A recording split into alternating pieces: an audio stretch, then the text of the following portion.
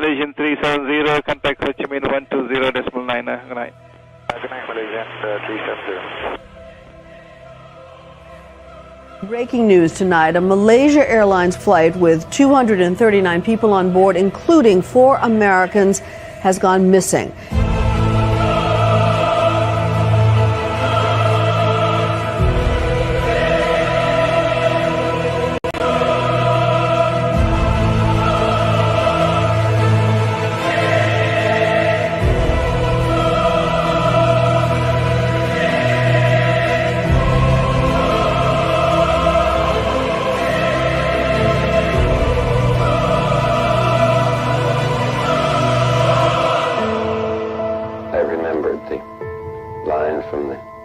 Scripture, the Bhagavad Gita. Vishnu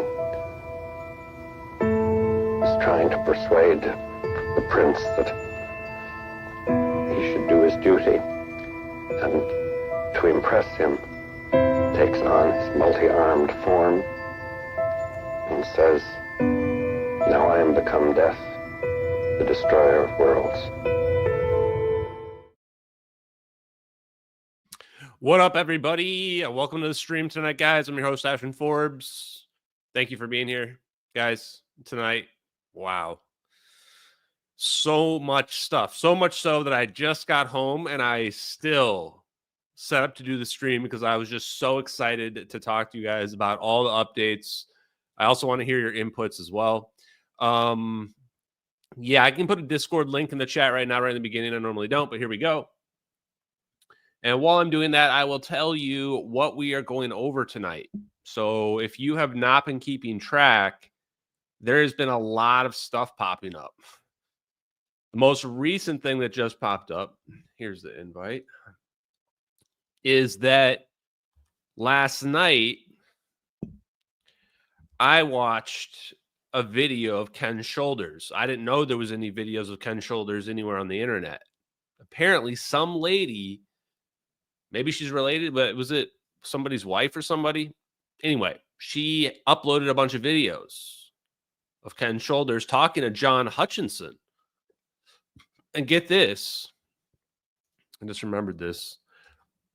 John Hutchinson had a video recorded of him and his lab by Thorsten Ludwig. Thorsten Ludwig, the guy that we watched the 0 Point Energy video, him explain the 0 Point Energy. Very weird. So in the Ken Shoulders video, we're going to go over it. He basically explains everything is real, everything that we're talking about. The Adrian Dittman space from Wednesday, that was pretty good, even though it wasn't really talking to Adrian that much. It was a little bit, you know, but the other people that were like, you know, contesting it, they were smart guys. They weren't like, you know, idiots or anything like that. So even arguing with them about it was fun. I didn't like it. It just got a little bit too, the arguments got a little bit too absurd. Like the argument about like, why stop at fire? Like once you figure out how to make a steam, like air alternating current, why try for any other kind of energy? Why try for anything more superior? Like what? It's not really a good argument. Ignorance isn't really a good argument. Anyway, yeah, and then Trump won. You know what? Let's just get right into it, chat. I'm ready to go. Okay, first, I'm missing Lulu. I have to wait till tomorrow to get her because I didn't get home in time to go pick up Lulu before they close, so I feel really bad. But on a positive side, Trump won. All the UFO community people, all the disclosure people are crying on the inside. They don't really want to post it because they don't want to let people know like what side of the fence they're on. But like 99% of them are like all hardcore Kamala voters, and they are super sad right now. They're crying. And the truth is, now that Trump won, screw all those guys. We're the UFO community now. We are the tip of the spear now. I'm 100% sure. Like MH370X, if you are in this community, you are the tip of the spear for the disclosure community in general. Of disclosure. Like those guys, the November 13th hearing is probably just going to be a joke. It's probably going to be a complete joke. Like like 99.9% sure. Like, even though they have Michael Schellenberger is going to be testifying at the November 13th hearing. So we are going to straight up just take back the UFO community, and we are going to push it in a new direction with President Trump. We're going to ride that train. We're going to pray that we can somehow squeeze it out of him, because we were never going to get it out of Kamala Harris, whatever. Bro, I don't even care at this point. She's done. She lost. Game over. On to the next one. Now let's move on to the November 13th hearing, guys. Okay. Do I have some stuff to bring up on this? So the November 13th hearing, I have a screenshot. They announced who the people are going to be. Whatever, I haven't memorized anyway. The first ones are the ones we already expected. Lou Elizondo is going to be testifying. Lou Elizondo wants us to believe that the aliens are coming to attack us. Okay, great, whatever. Doesn't tell me shit. Hasn't ever actually produced any real evidence of anything. He talked about a 23-minute video that basically proves the MH370 videos are real. And then just when asked about the plane videos, like had some weird wishy-washy response. Bro, if you saw a video of a Predator drone with 3 orbs of energy around it, how do you not know another video of another drone video of 3 orbs around an object plane like that? How do you not know if that's real or not? Like, you have to know it's real. So I don't know what Lou Elizondo is going to say. If it's more shit like when he was on the Daily Show or whatever, like, who cares, man? Sorry, no offense, but it's just not pushing the needle forward. We're at a point now in UFOlogy where it's like, are you kidding? Or are we really like, we need to take this thing and take it to the next level beyond aliens? And we probably have to take it to the next level beyond, like, let's find out where all the money went. The money's fucking gone. And not only is it gone, but they use umbrella and shell corporations to make sure that you would never be able to find it. And they put it into private companies, which have the best lawyers, and you're never going to get anything. Sad but true. Sad but true, chat. Real sad. Guys, I have a speech I want to read in honor of President Trump. I am not going to say this in his voice, but I am going to steal some of his cadence or whatever. Ladies and gentlemen, let me tell you, no one, I'm going to move it here so it's not so weird. No one knows more about UFOs than I do. Believe me, I've got the best aliens, the smartest. They love me. They come from all over the universe: Alpha Centauri, Zeta Reticuli, even Andromeda Galaxy, which is very tough to get to, folks. Very tough. But they come to me because they know I'm a winner. Everyone's saying it. Now, UFO technology. Let's talk about it. Tremendous. Just tremendous. The best UFOs, better than anyone else's. I've seen the blueprints, folks. Exotic vacuum objects, EVOs. China wishes they had what we have. Russia, forget about it. They're still using rockets. Very sad, very primitive.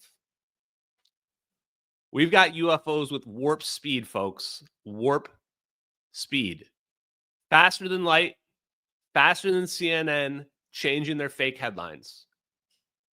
We've got warp drives, wormholes, things you wouldn't believe. Things that make your head spin, believe me. And we're using them to keep America safe. The aliens, they respect us now. Under Obama and Biden administrations, we were a joke, but now we're the talk of the Galactic Federation. Everybody's talking about it. They're saying, wow, look at Earth. They've got Trump. They're really winning. In conclusion, we have the best aliens, the best UFOs, and the best technology, and we are going to use it to keep America #1. Thank you, and God bless the United States of America. There you go, chat. Fight, fight, fight.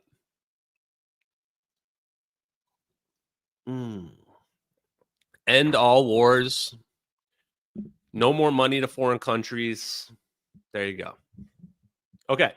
In all seriousness now, let's move on to what we got to do next. Okay. So, November 13th hearings. We got Lou Elizondo. Obviously, national security, blah, blah, blah. Can't say anything. But we got him on the free energy. We got him on, we got a quote out of Lou Elizondo where he was basically talking about free energy. I mean, he said the words free energy. Now, the next person is Tim. How do you say his last name, chat? Somebody put like the phonetic spelling. Galloway. I don't know. Galloway. Tim Galloway. I think he was Rear Admiral. Admiral. Let's just call him Admiral. Admiral Goladay. Goladay is what I'm being told. So I'm going to say Goladay. Admiral Goladay, respect to him, actually. I respect all of our veterans. But he was asked about the MH370 videos by Chris Leto. And Chris Leto's and his response was, "Oh, wasn't that debunked by Newsweek because like the satellite was like later than when the plane disappeared?" And I was the person that pointed out that Newsweek thing was wrong. It had the wrong satellite. It had NRL 33, but it was NRL 22 in the videos. Well, how could he fall for something like that? Seems kind of weird. So anyway, Tim Gallaudet, the admiral, good admiral, is going to tell everybody that UFOs are underwater. USOs, everybody. We got a new acronym for them. UAPs, UFOs. No, USOs now. It's just all UFOs, bros. It's all UFOs. UFOs all day, cold fusion all day, ether all day. Why? Because we respect the people that came before us. We're not just going to crap on their legacy because we got it wrong and now we don't really want to admit that we messed up in physics. Nah, screw that. Screw that. It's also still free energy, even though it's 0 point energy, and we'll call it 0 point energy because it's fucking cool sounding, but it's still just free energy. Free energy was never about it being costing zero. It was always about the supply. It just so happens if you have infinite supply of something, then the cost of it usually approaches zero. There you go. Economics lesson for you today, too. Chat, I'm just on fire giving away free education today.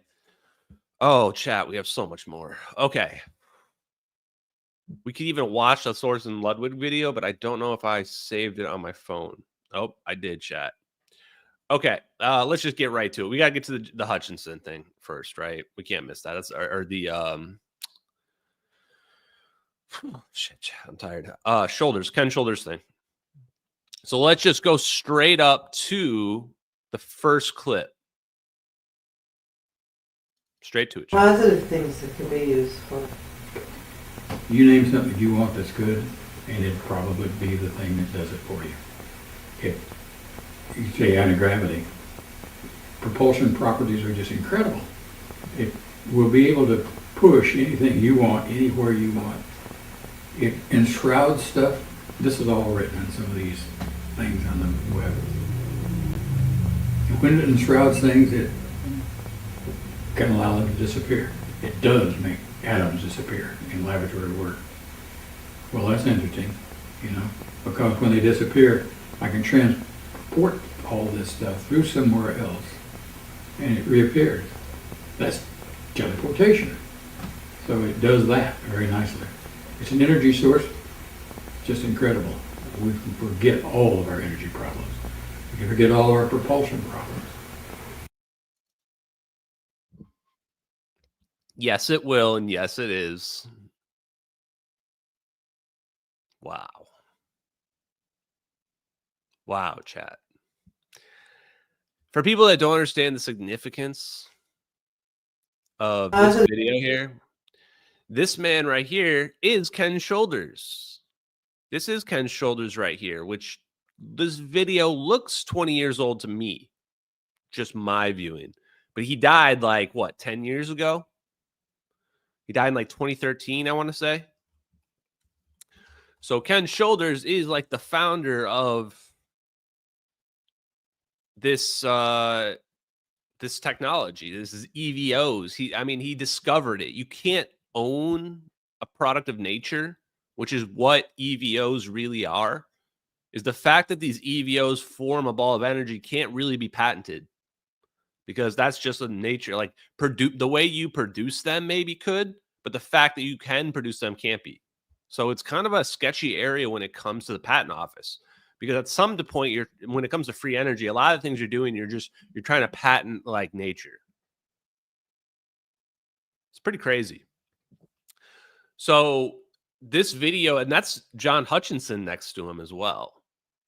So John Hutchinson also has some pretty, I've never seen his stuff in any of his videos. He's kind of a weird guy, but here's the thing I wanted to bring up is that a lot of these guys are weird guys. You kind of have to be a weird guy to think way outside the orthodox and do the stuff these guys do, because what they're doing is they're doing experimental research.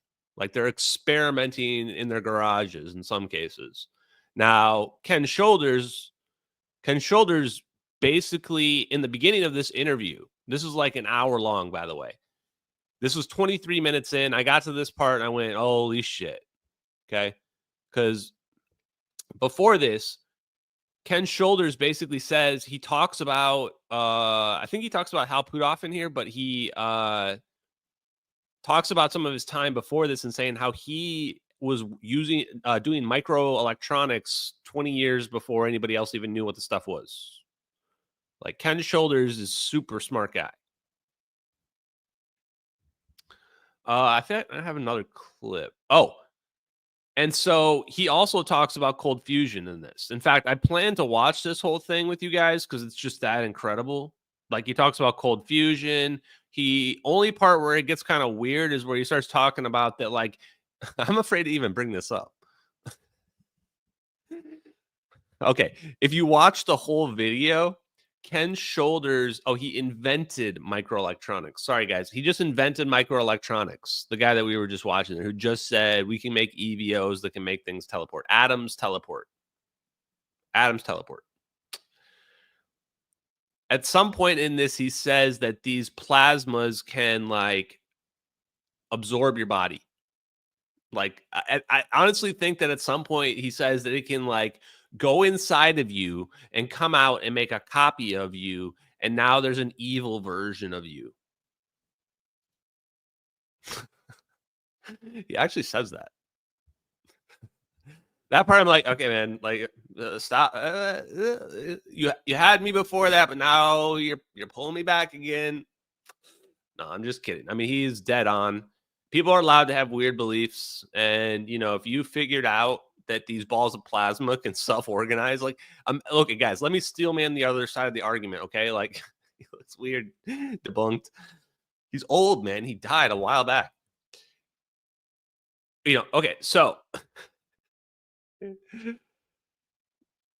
even though he looks weird or whatever, but like, imagine you're the first guy. Yeah, he's not wrong.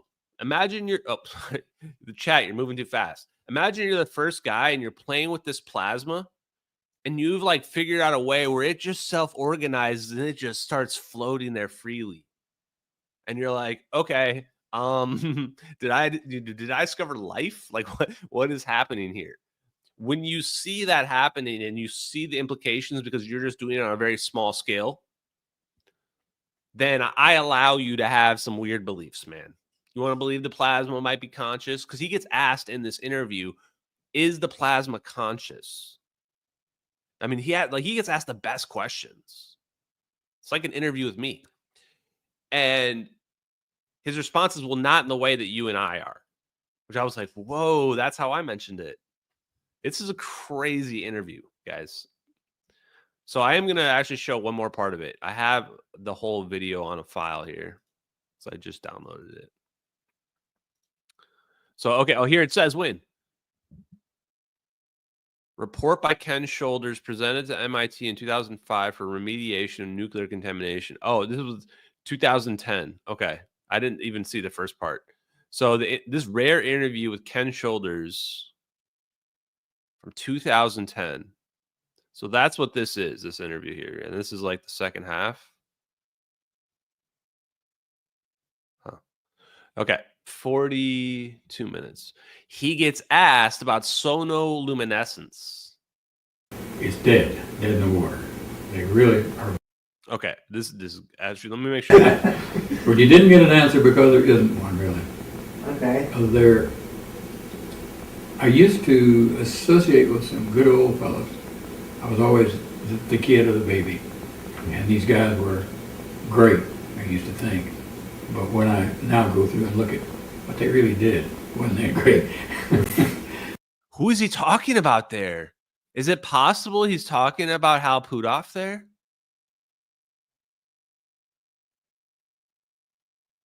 Chat, is it possible he's talking about Hal Puthoff there? He said he used to associate with some people he thought were great, but it turns out they weren't so great. This is weird. When this was 2010, he worked with Puthoff in 1980, 30 years before. Is he saying Puthoff was doing evil shit? Bro, if Puthoff ends up being the final boss, shit, dude. Damn. Yeah, and I know his connection to Puthoff because I read his, like, he basically has memoirs, man. He has memoirs. It's basically like his diary, but it's just like in physics form. And he talks about his connection with Puthoff. And like, they were not just random acquaintances. It was like 3 of them doing this work. And then Puthoff just gets interested in like Sapphire Project and plasma research. Yeah, holy shit is right. This video is crazy because this is the first time I've ever seen Ken Shoulders. I was so excited last night when I saw this. I was like, fuck. I was like, we have to watch. And I hadn't even watched. I'd only watched like 20 minutes. So I finished watching most of the rest of it. And here, right in like the next minute, he's going to get asked about sonoluminescence because he was talking about cold fusion earlier in this. He's basically saying those plasmas are cold fusion, which I'm going, my head is spinning, man. My head is spinning. I'm like, I'm pretty sure I can't be the reincarnation of Ken Shoulders or Tom Bearden. But I have wondered about it because it's just crazy how I'm like thinking the same thing. And then I find these videos of these guys who discovered it, you know, like scalar physics. Tom Bearden, I don't know if he deserves all the credit, but he deserves quite a bit of credit, in my opinion, about scalar physics. And then watching Ken Shoulders here, who I've been hyping up on videos.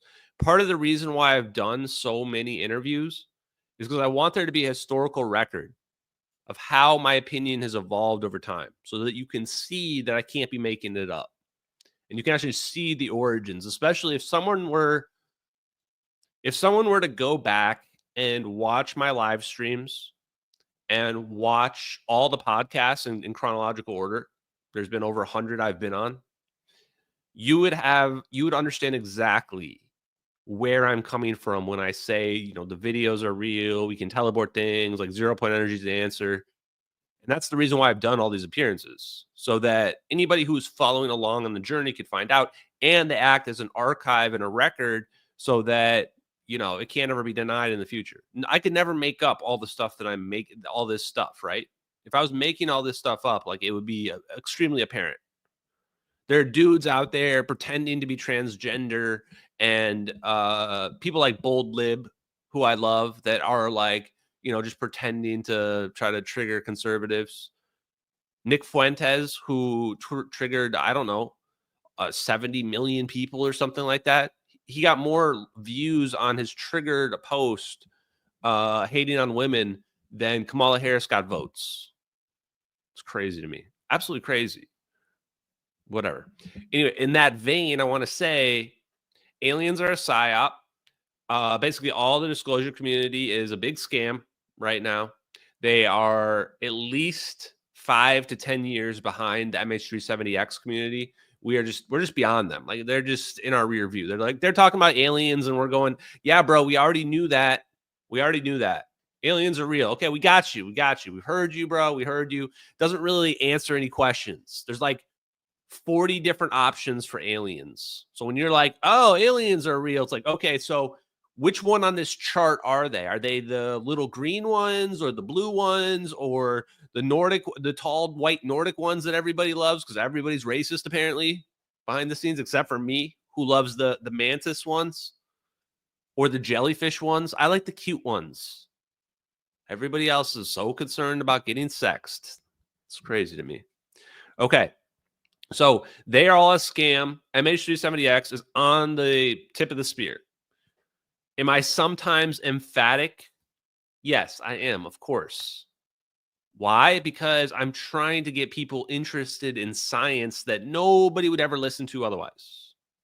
So that's why. Okay.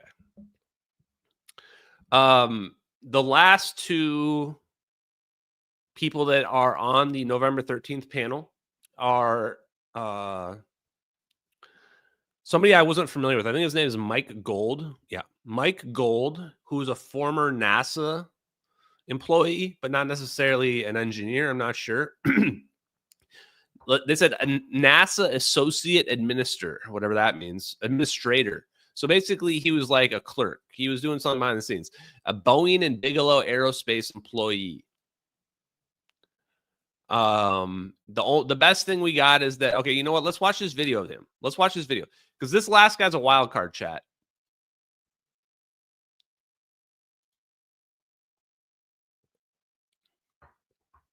Yeah, the oscillating monopole. I went over this on my last stream. The oscillating monopole in Ken Shoulder's diary that we found before I found that video we were just watching. Before I found that. He talks about an oscillating monopole. We're looking at it in the videos, chat. We are looking at it. This is the father of them. Okay, let's do this. Let's finish the Mike Gold thing here real quick, and then we'll go back to that video. There was another clip I wanted to show about sonoluminescence, but it's probably better we build it up anyway.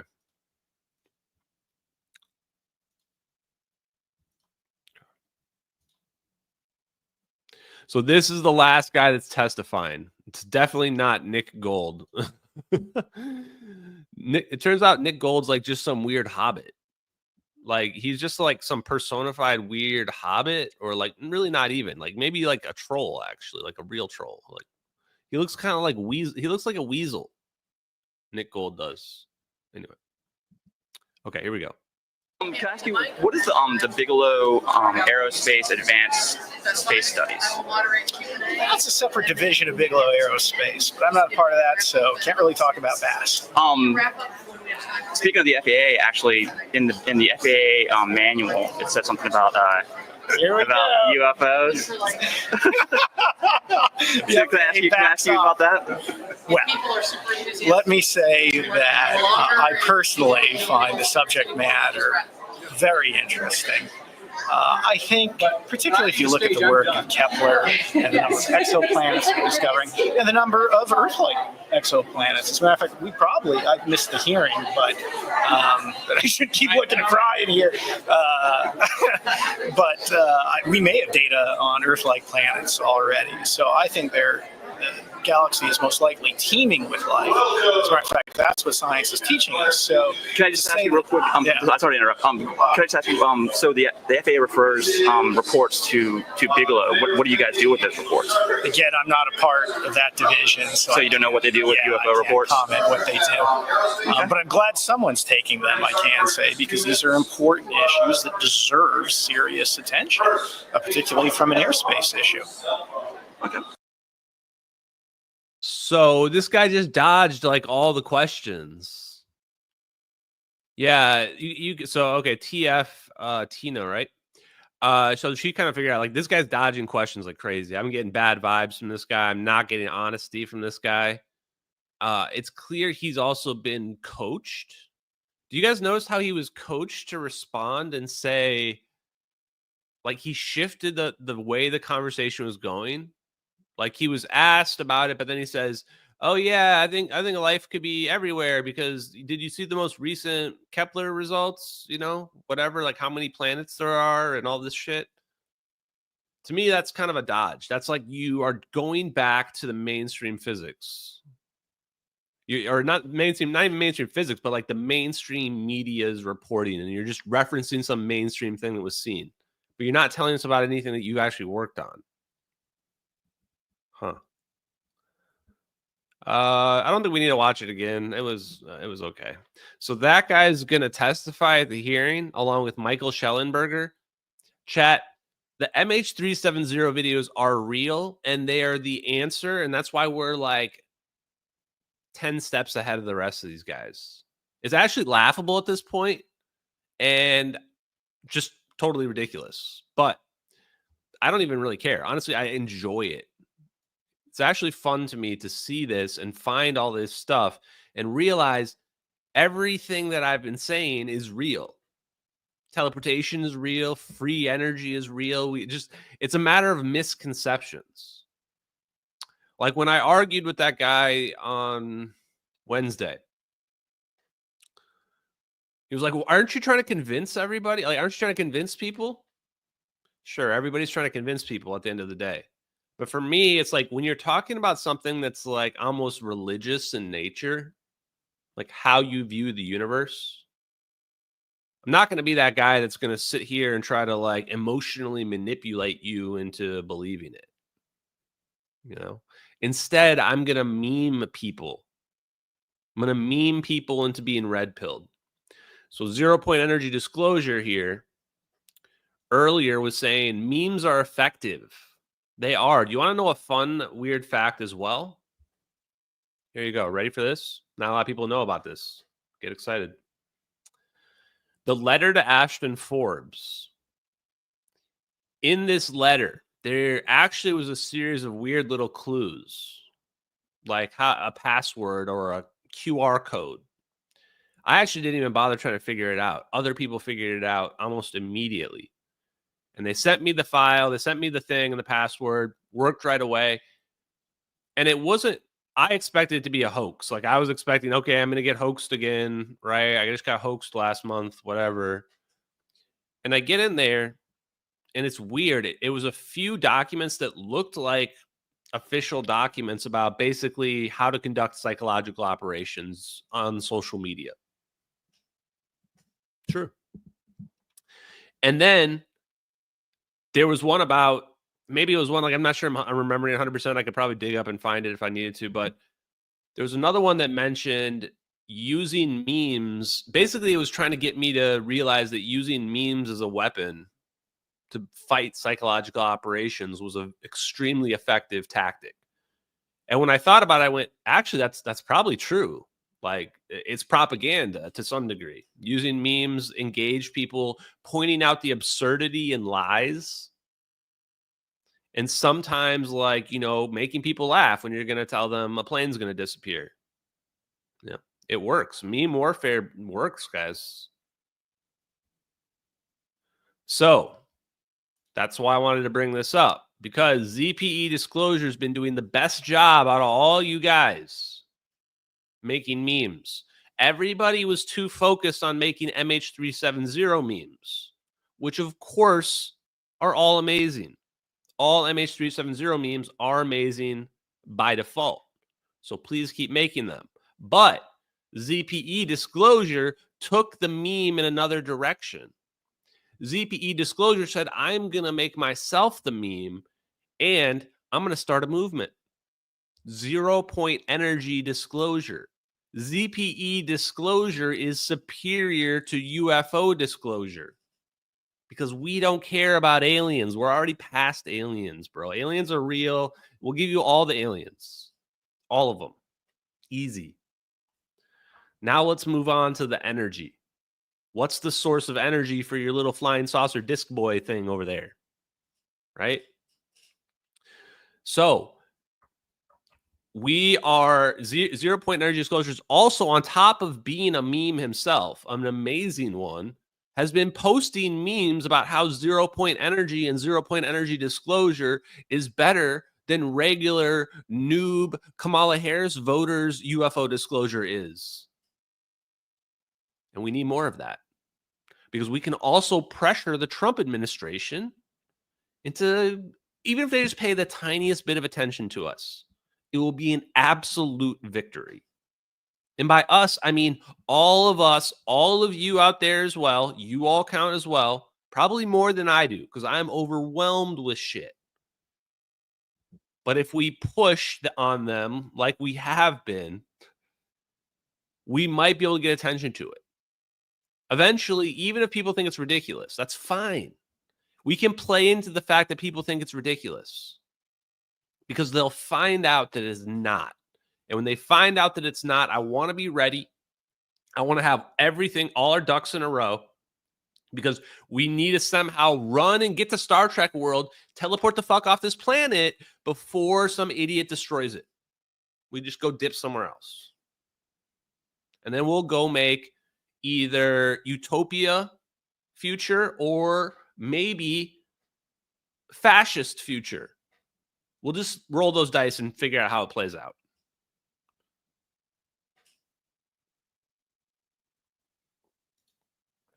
I actually think about this more often than I was thinking about it before. Here's my thoughts on this. The Joe Rogan thing is pretty interesting, because he canceled out because he's basically been brainwashed. And I mentioned this on the Adrian space as well. He's been brainwashed, even though he's open-minded. He got open-minded about the COVID thing. He realized it was a big scam, whatever. He's still brainwashed when it comes to the UFO thing, because he got brainwashed by people that are like Kamala Harris voters, you know? And he doesn't realize he's brainwashed in that respect still. And this is what I was talking about the other day, where it's like some people are still a little bit brainwashed by the programming and the media, and, you know, whatever's real and physics must be real, like whatever I've been told in the public. Although when it comes to this UFO thing, there's all these aliens visiting us. No one's ever seen them, but they're all there. No one's ever taking a video of them, I'll be fair.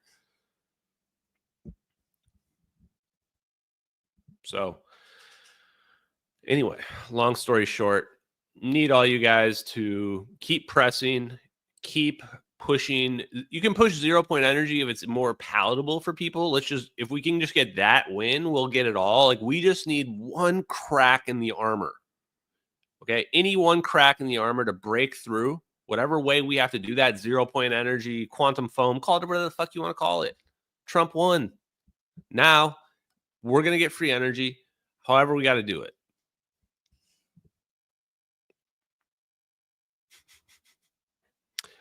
Oh, yeah. Okay, so Joe Rogan thing, missed out. Who cares? I've already gone on every other podcast in the world that's out there. But Joe Rogan's basically just having his buddies on, like over and over and over again, which is cool. He's got really famous buddies. And I can never live up to that. Truthfully, guys. Like, truthfully, I'm not cool enough. I honestly don't feel cool enough to hang out with Joe Rogan. He's just like, he talks to everybody.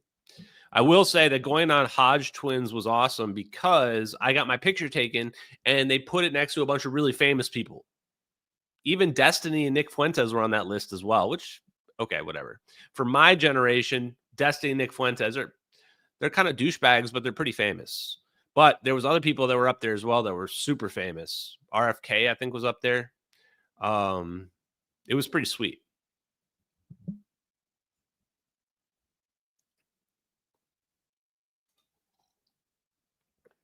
Oh, that's cute. I actually don't like flying. I get really afraid, bro. Yeah, Destiny really got bitched on his. I didn't really watch the whole thing. Dude's a terrible person. It's cool, though. I learned something from Destiny, though, as well, chat. I learned that you can be emphatic. And honestly, you kind of have to. When you're in an entertainment business, which obviously, if you're on social media and you're trying to get attention in any way, shape, or form, you have to be in the entertainment business, basically. I just don't try to push it as much as other people do. But I learned from him that you can do that, and you can get attention if you need it, or you want it, or if that's your goal or whatever. Just also kind of makes you a dickhead, and a lot of people don't like you. So Got to play it by ear. For me, I already don't really care about the people that are like still stuck on the aliens mode. I love you guys just as much as everybody else, but aliens are just kind of like a 90s thing, man. We're past that. It's 2024. You know, like that guy said, Kepler's seen some shit in space or something. Aliens are out there for sure somewhere, right? Life is probably abundant. Life is probably abundant.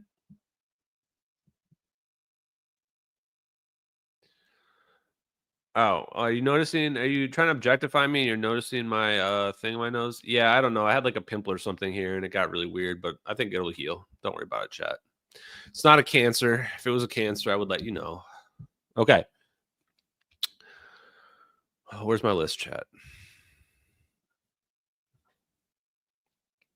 I like how we're kind of mixing it together here. Oh, we are going to talk more about Commander Fravor. Okay. So last year or whatever, they had one of these UFO hearings. By the way, chat, I plan to live stream the UFO hearing. When people ask me, you know, what's a link to your live stream or whatever, we'll just chill because it's November 13th. So it's a few days away. So relax. You're fine. But the last one was like last year in the summertime. And Commander Fravor was one of the witnesses. I actually really like Commander Fravor. I think that he is a very honest guy and he saw what he saw 100%. I believe it. Absolutely. However, I think he's been brainwashed by the current crew of UFO disclosure people, let's just say. You guys know who I'm talking about. Into thinking, oh, what you could have seen, you couldn't have seen, could have been man-made. What you saw could not have been man-made. It had to have been made by aliens. Had to be made by aliens. Humans can't make stuff like that. And the logic in this argument, to me, is saying that, like, if I can't personally understand something, it can't be real. And I don't understand the physics of how that's possible. Because they admit they saw something they couldn't understand currently. So you're saying somehow this is beyond the comprehension of the human mind. Because if we can understand it, then we can build it, right? Unless you're saying it requires materials that we cannot produce right now, which I'm pretty sure if you're just like a fighter pilot, you don't really know whether or not that's true. So what I'll say is Commander Fravor, as far as I know, has not been privy to any special access programs in his life. I'm sure he's a great commander. Highly respect him like I do all the military. Legitimately, I do. That's no cap or whatever the kids say these days. And the problem is he would not be privy to any of the technology that the engineers have been working on. And what I would recommend for Commander Fravor is that he should watch some of my videos, especially the ones where I'm watching clips from the engineers themselves. Because I think that what any person who follows this path is going to learn is that we are way further ahead in the technology than what the public is aware of and what 99.9% of the military is aware of as well. Way ahead. And I think they'll also realize, who cares where it came from? Who cares, man? Once you realize free energy is real, and once you realize we can make balls of plasma and float around, you just kind of stop caring about whether or not aliens are real. Because it's like, yeah, they're probably real. Probably. I mean, if we can teleport objects and free energy is real, I'm pretty sure, you know, aliens are probably real too. It's not, honestly, it's not even that hard of a logical leap. So, and sure, you can have whatever aliens you want. Teleport to whatever planet you want. You want to teleport to Zeta Reticuli? Go nuts, man. Go nuts. I don't care. So here's the clip I was talking about. We're going to watch a little bit of Commander Fravor here. Again, I like Commander Fravor. No hate whatsoever for Commander Fravor.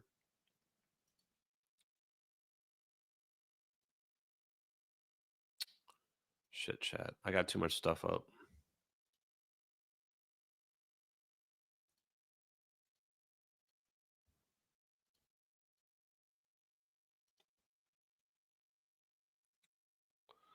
Bro, okay, I want to talk about this too. The agreements with the aliens, man. I mean, we are not at that point, bros. We are not at the point where we're talking about agreements with the aliens, okay? We ain't at that point. We don't even know what the aliens are. There's like at least half the options of aliens being real. There's no chance they can communicate with us the way that we are.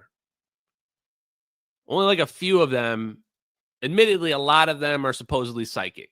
But I don't know that means you can necessarily communicate with us in which way we can like work out a treaty or some shit like that. So we got to work our ways up to whether or not there's treaties with the aliens or the reptilians or shapeshifters. I mean, Ken Shoulders actually kind of does. He makes a pretty strong argument for shapeshifters based on plasma, which is a little too scary for me. I don't really want there to. I don't even really want to talk about it because I don't want there to be any like movies made about it. It'll freak me out too much. But he makes a kind of strong argument for it. Shape-shifting plasma aliens. I hope not. Anyway, that's Commander Fravor. Good guy, but let's listen to this argument. Not one of them has come up and said, you're crazy and that could never exist and it's not real. None of them. So he's basically saying there how he had been talking to a bunch of PhD physicists and stuff like this. He thought a couple of them he claimed were from MIT. And he said, okay, like none of them were being rude to him. They were all listening. They wanted to understand what was going on there. And then it moves into this. So, you know, and I is Kirkpatrick lying? Well, I went down, I'm not going to say who was there, but I went down at an invitation to talk to some people in DC in a vault. And you know who I'm talking about. Oh, wait, did I? Oh, shit, I think this is the right. And there was two MIT guys. There was one that's a leader in AI. There's one that is an aerospace genius who has like a gazillion patents. And the guy who set it up and me. So they went in and there was no script. And they said, okay. And I got some very, very high level government officials in the room and us. And they go. And everyone's looking at each other. They don't know what to say. So I said, here, I'll tell you what, I'm going to level set the field. I'm going to tell you what I saw. So I literally gave the rundown of my incident. And the MIT guys, the corporate guy, these are all like PhD level, like some of the smartest people in the United States. And they're just sitting there looking at me like, you're joking. The government people are like, eyes up. And I'm like, no, serious. So we kind of got going. After about 20 minutes, I'm like, I'm probably talking too much. And they all turned to look at me and said, no, you're not talking. Just keep going. Because they were fascinated of what I was telling them. So actually, I still wanted to show this clip, but I feel like the part I wanted to show is a different part about the warp drive. So I'm going to go back here a second, but that's really interesting. Yeah, JK Philly fan, I knew you'd appreciate it. If you don't appreciate that clip, then I don't know what to tell you. Like that clip right there was pure, unadulterated truth. The man was just telling us a story of how this played out through his own eyes. And he got some people out there that were some smarts, came in the room, and he talked about it with them. He was afraid that they were going to think he's a crazy person. But instead, they just wanted to ask him questions. Maybe this is a warp drive. Using my head. No, he's not talking to me, guys. Jeez, dude. This person is way too high right now. Okay.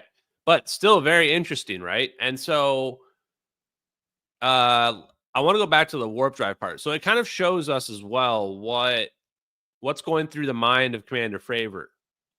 Now, this is where I don't want to be rude to him, but it's clear he obviously doesn't have a huge interest in learning the science himself, because there's nothing preventing Commander Fravor here from being on the level of one of those PhD physicists.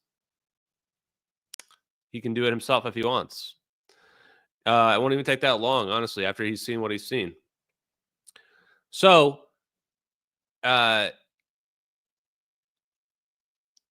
he does not understand that there's this whole branch of physics that's out there that those PhD physicists don't really respect and they don't really talk about, right?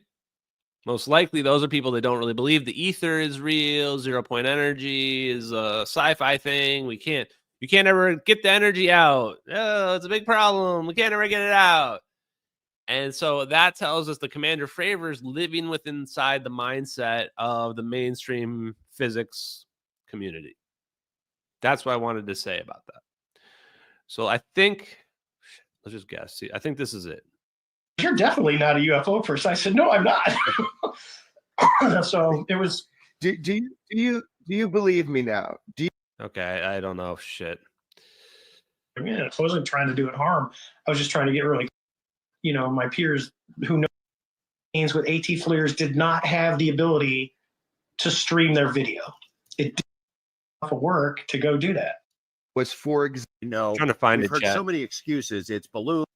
There's one that is an aerospace genius who has The question about Sean Kirkpatrick's statement. Yeah. He implied changer.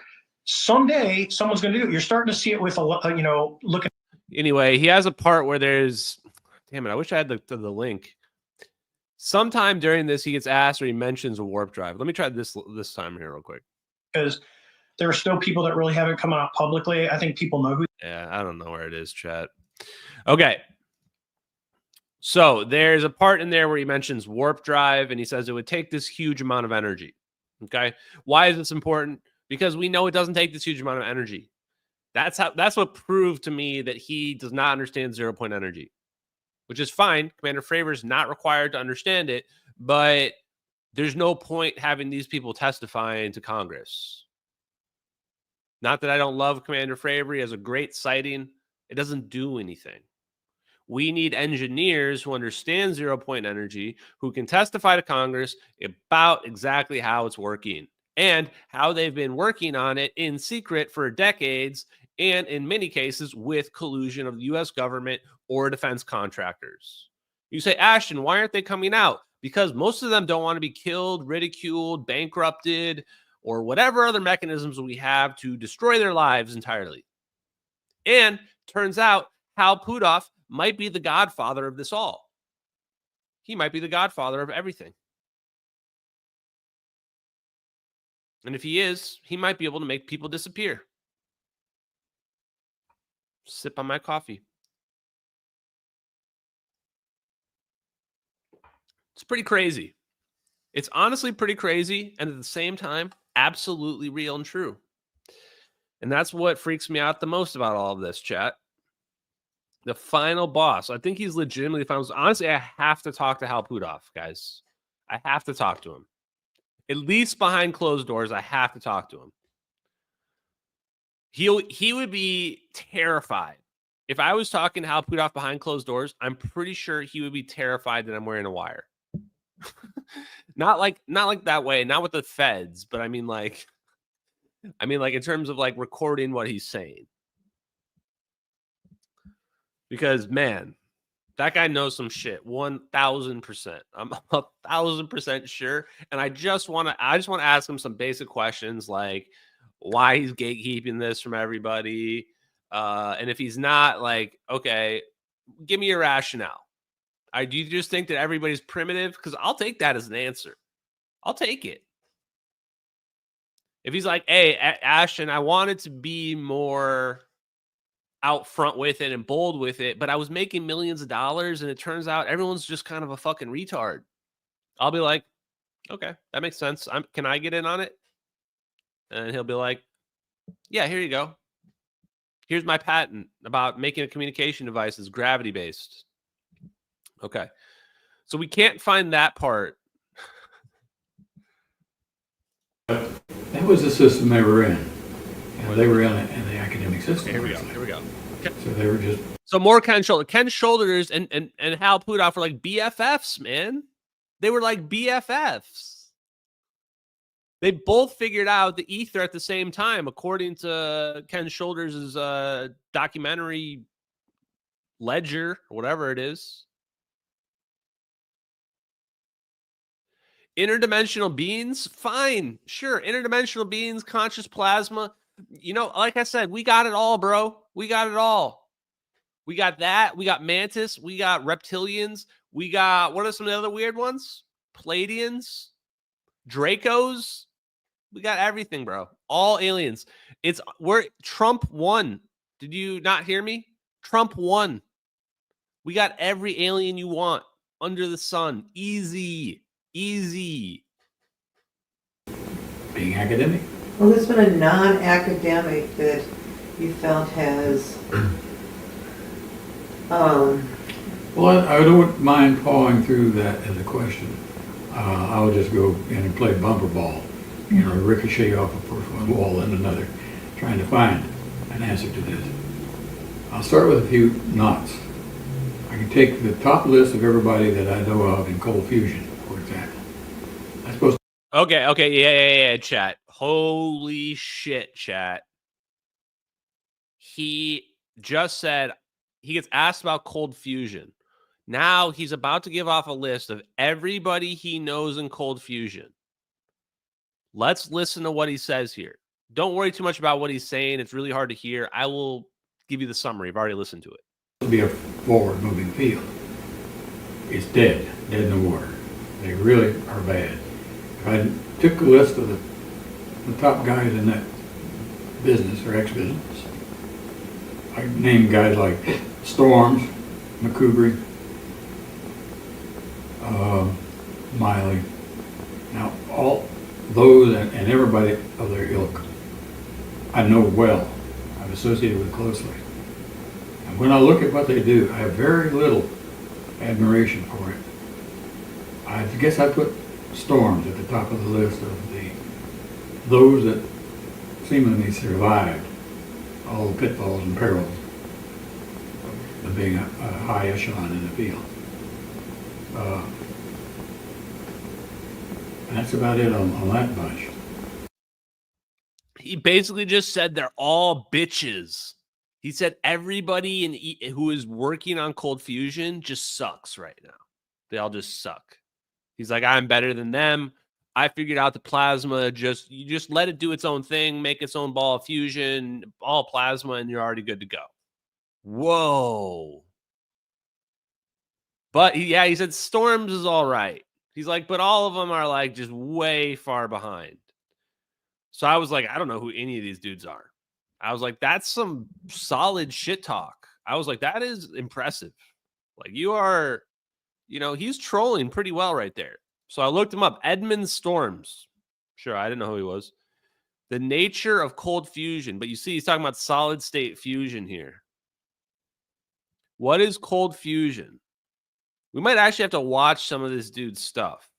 Cold fusion now. So Ken Shoulders, though, is basically saying this guy's a bitch. He's not good.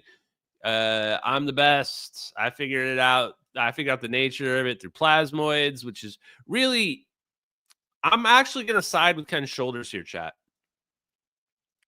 I'm going to side with Ken Shoulders. Why? Because Ken Shoulders basically figured out fire. Why is Ken Shoulders claiming these guys are idiots? Why? Because he figured out what the underlying cause is. The root why, the root cause. When we are troubleshooting problems, we want to get to the root cause. There's a lot of things that you can ask, but we need to understand why. Why did that happen? Ken Shoulders is saying it's because he has a good quote, another quote in that video that I watched. I don't know where it is in there, but somewhere, where he says that basically every time you rub your feet on the carpet and then touch the doorknob and there's a static electric zap, and he says every time you do that, you're creating a little EVO. Wow. That's pretty profound. He's basically saying these EVOs are happening at various scales, and they're happening all the time. They're happening all the time. And he's basically saying he can tap into it. Yeah, 100% real, chat. What I just said in that video. He's saying they're happening all the time, and whenever. And why is that important? Why do we have static electricity, chat? Do you know? I'll tell you. When you're rubbing your feet, you're pulling electrons off the material. And you're creating an asymmetry. More electrons on you or on the ground, doesn't matter. As long as there's an asymmetry, then we can create a zap. We can create current. We can make zap, electricity jump. So when it's happening, that's why it's happening, is that you've created a small asymmetry. We're acting as a conduit. Yes, exactly. That is a much more powerful effect than what people give it credit for. When people are seeing static electricity happen, they should be asking, wait, okay, I understand why, but what are the real implications of this? Can I power this? Can I scale this up? The answer is yes. Yes. And the other one that I need to give a lot of credit for here as well is piezoelectricity. Piezoelectricity, I did not give enough credit before I started to understand the physics better. But the reason why piezoelectricity is so important is that you're squeezing the lattice. So you imagine your atom. You have this atom here, and you've got this energy radiating around it. Electrons. When you're squeezing the lattice, you're pushing the things closer to one another. And if you're doing that, you're creating an asymmetry as well. You're creating an asymmetry in the atoms and the electrons. So, of course, there'd be energy that's going to flow. Because really, at the end of the day, when it comes down to it, you just need to get your electrons moving. If you really, really boil it down, once those are moving, however that happens, doesn't matter. Piezoelectricity is actually just wild. And that's why when people say, can the Great Pyramid be a piezoelectric power plant? Yeah, 100%. Yes, it can, for sure. Do I know exactly how it works? No, but it could be. Sure, it makes more sense than some kind of weird tomb with like diagonal paths. That makes no damn sense. But I don't know. I'm not an expert on that, chat. I'm just an expert at MH370. So speaking of which, so Edmund Storms, whatever. I have so many things open. Okay, so real quick, I want to address the MH370 was found, like for the 50th time, chat. Honestly, this person might be a supporter of us as well. They got one of their posts with the videos in it community noted by the weird mentally ill skeptical inquirer nut jobs or whatever they are. But who cares? Those people are idiots. They're gonna look like the people that were like burning witches in Salem. That's what they're gonna look like in the future. So it's hilarious.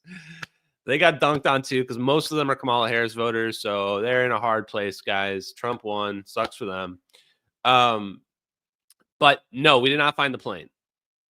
We can't just be like, oh, they have some sonar images and there's like kind of a box here, so there's the plane, guys. We found it in this location.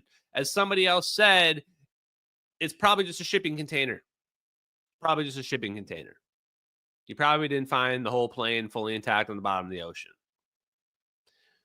The only reason why I gave it a lot of attention is because it was taking off. The post was taking off, and it said, bookmark this 24 hours from now. This is going to be the biggest news story in the world. Well, that was like 28, 29 hours ago. TikTok. No, they didn't find the plane, guys. So for people that are new to this, like, there's a lot of times where people have claimed to found the plane. A lot. Like, almost half a dozen just in the last year alone. All of them have always been wrong every single time. And that's just how it is. Okay.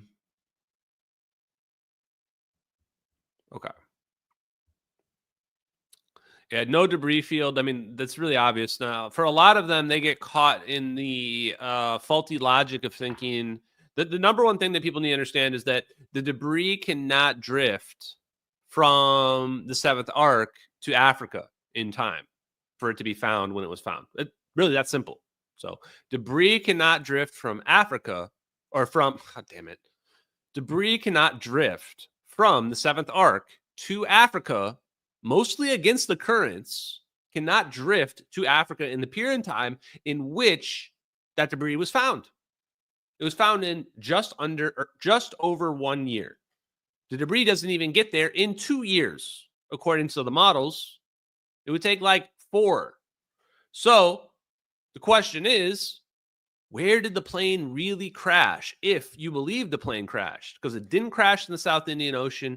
If you believe that debris is from MH370, it's crazy to me that I have to keep pointing that out time and time again.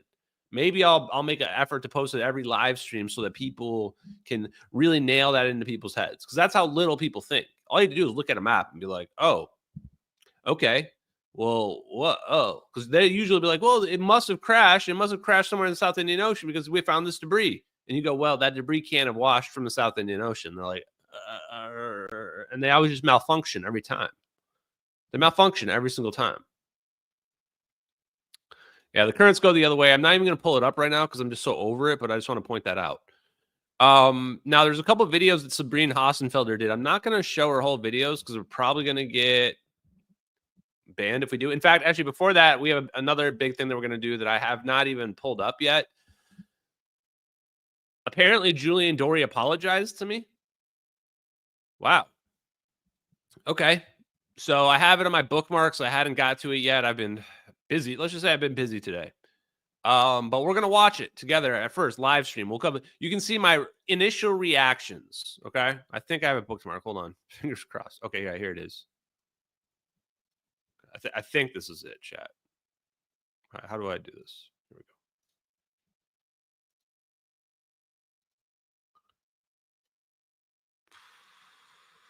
go. Okay, let's see, chat. Let's see. They were lying to us about air marshals being on the planes. There were no air marshals on the planes. And then, you know, those super fortified doors so you can't get into the cockpit? They were fake. There was nothing to those doors. You don't know why we're reacting like this. Wait a minute.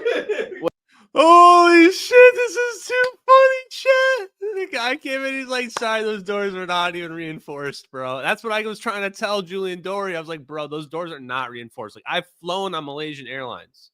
Never once have I seen a reinforced cockpit door. Never once, bro. Like, those doors are not holding anybody back. If a plane is going down, those doors are not holding people back, guys. Like, you can just burst through the panels. It's just, I felt like the whole argument about, like, can you burst through the door or whatever? It's just, it's stupid because, like, you're pretending like we're in some kind of, like, Brinks truck or something. We're not, man. We're just in a fucking airplane. It's, like, intentionally made out of light materials and shit like that.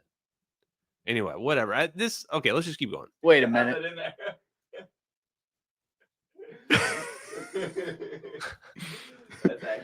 Please do expand on that. He actually designed a truly impenetrable door, got a patent on it, and TSA fired him. And then when the judge ordered them to reinstate him, they put him in a basement office with no windows and nothing to do. He played video games all day. So he sued him again and again and again, and he keeps winning.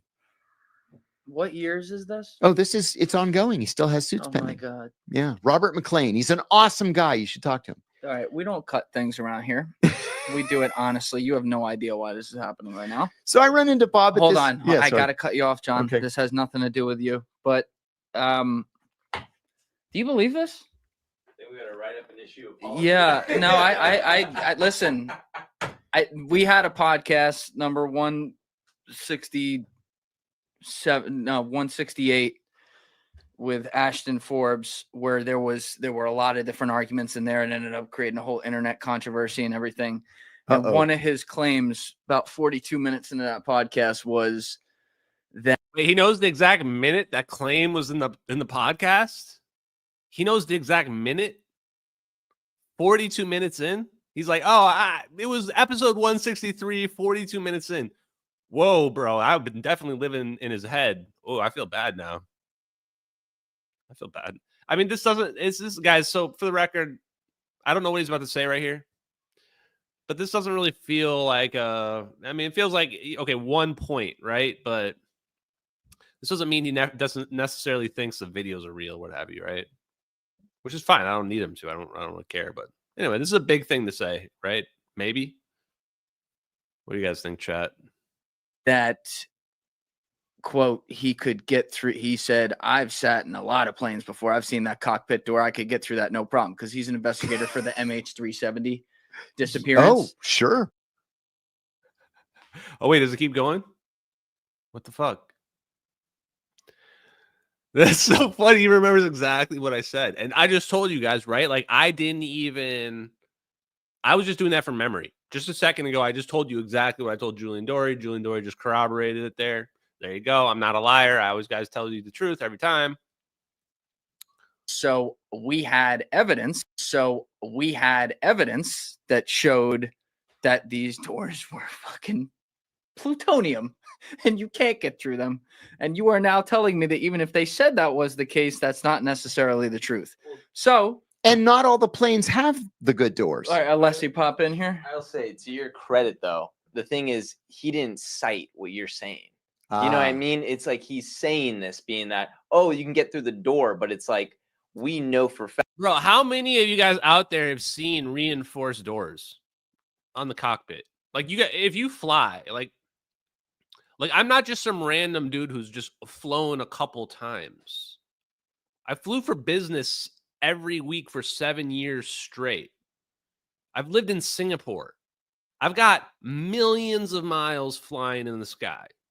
All commercial, all as a passenger. I don't fly planes, but I pay attention because I'm on planes all the time. I want to point this out. I've literally flown millions of miles in the sky, more than most people ever will in their lifetime. More than most, by far. I've never once seen a door where I was like, oh, I could never get into that cockpit door. That thing looks really steel reinforced or whatever shit. It looks like just a regular ass door that I could just barge through easily. So it felt crazy that I was being attacked on that because, like, I feel like if you fly a lot, you've never seen any reinforced door shit or whatever. Like, I mean, maybe they exist, but like, if you're just like, oh no, I got some CNN article that says that they reinforced the doors after 9/11. Like, okay.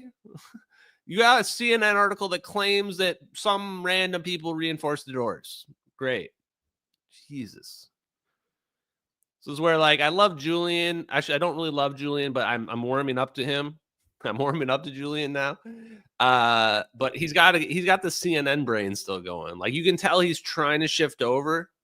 Where, like, he's kind of open-minded to it because some of the people he's talking to are telling him some pretty crazy shit. And he's like, yeah, okay, I trust this guy. But he's still got too much. What does mainstream media have to say about that?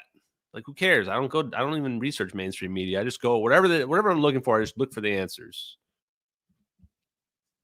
Fact from what we're hearing that the doors are impenetrable, but if he cited your source, it'd be more compelling. Right, but the fact that he sure. didn't, that's like, oh wait, he's just running on this. Like, Either way, like, I pride myself on calling it like it is, including when we're wrong. So if that is the case, Ashton, on that point, I apologize. That's gonna get clipped a lot. Hey, I always said I'm gonna be honest with you. So please continue this story that's now. Yeah, sorry about that. Okay. So I'm at the RNC and Bob walks up to me and he says, "Hey, how you?" Wait, let's scroll back to that part. That was the money part. We have. Hey, I always said I'm gonna be honest with you. So.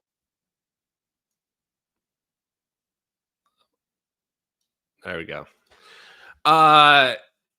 Yeah, sure. Okay. Apology accepted. Apology accepted. I mean, it was one thing. It's whatever. I'm not trying to hold a grudge against Julian Dory for the rest of my life. You know, it's whatever, man. Not everybody has to get along every single time they meet in this world. But oh well. I was just telling something from my life experience, right? As opposed to digging into the hard evidence.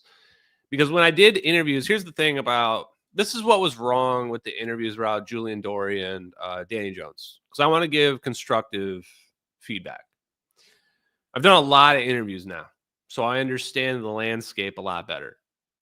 First off, if somebody cares enough to have you on their podcast and fly you out there, usually they got everything covered. It's usually not a mess or anything like that. In some cases, they want to hang out with you, have dinner with you, stuff like that, because, you know, they enjoy hanging out with you. In other cases, no, they just want you there for the content.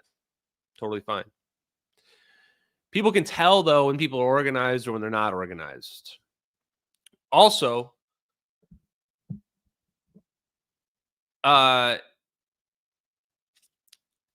know, when you have people on, generally you want to like talk to them and like have a real conversation with them. But if you bring up a lot of stuff where you're like clearly trying to derail them, where like all of a sudden you bring up, they're like, oh, but can that person see through the windshield from that far away? Or can like, you know, you couldn't break through the doors. It's impossible. It must have been a suicidal pilot, like the German wings thing.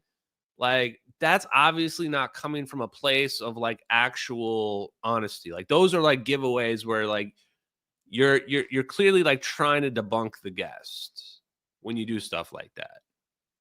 You know? Which like you can do it a little bit if you are what you're doing is relevant to a claim that they made.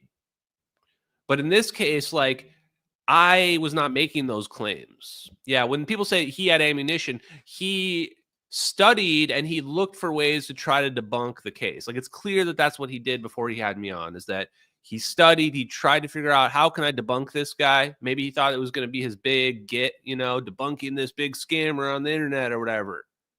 It was something like that. It was clearly the intention.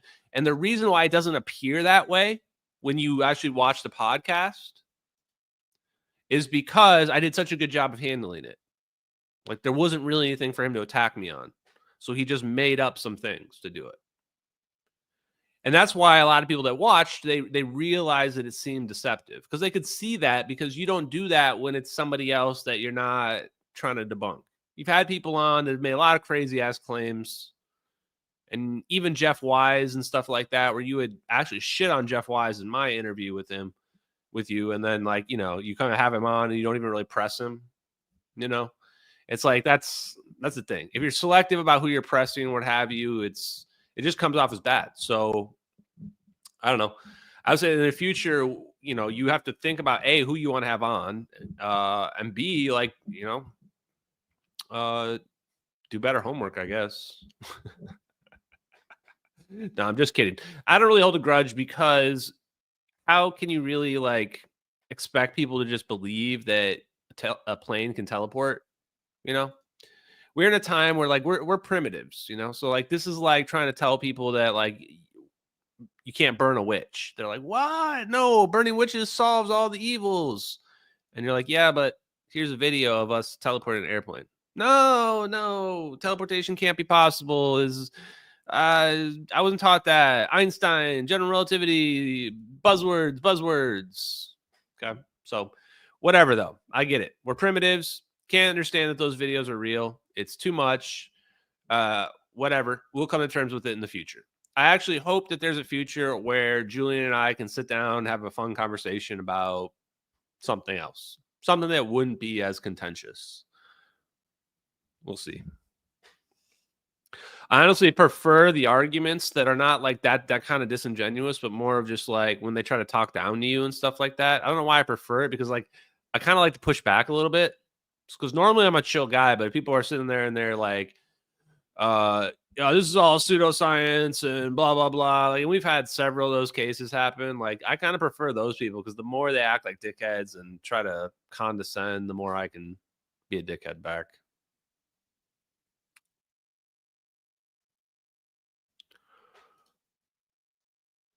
Oh yeah, no, I'm not being mean to him. I think he's fine.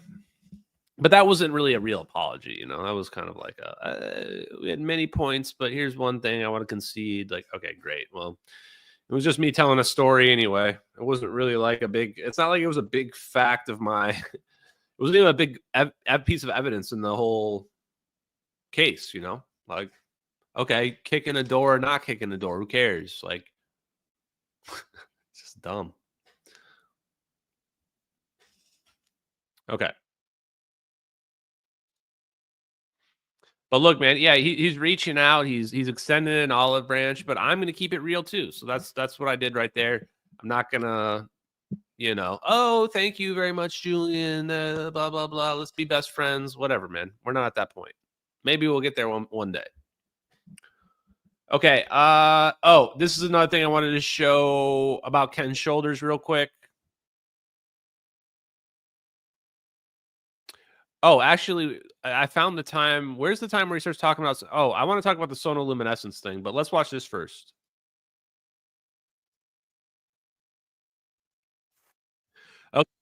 straight up with you guys. I don't know what's going on in this video. So we're all going to find out together, chat. We're all going to find out together. This is John Hutchinson's lab. The person filming is Thorsten Ludwig. It's spelt wrong down here at the bottom. Don't judge me, chat. Not my fault. Thorsten Ludwig. Why is that interesting? Well, here's Thorsten Ludwig. It's important to understand that any magnetic motor or so forth, there is a very deep connection between magnetism and zero-point energy. So, yeah, go ahead and build a magnetic motor. It's possible to draw this energy just using spins of electrons and permanent magnets. What more do I need to say, chat? It's possible to draw this energy using spins of electrons and permanent magnets. Okay, well, let's go back to my screen sharing, this one. So Thorsten Ludwig is taking this video right here. Over the course of 10 days, Thorsten Ludwig taped the Hutchinson effect in high-definition video. In fact, okay, I'll tell you what I think is going on here. There's this plasma-y thing in the middle here. There's some kind of plasma thing that he's creating with electrostatics. It looks like one of those toys that people were creating when they had where like the electric, static electric zap comes out. Very similar. But it starts to like shake the walls and move stuff around, which I can't decide if it's just because the stuff is suspended or what's going on. But I think at one point here, they break some metal files. So I want to go to that part.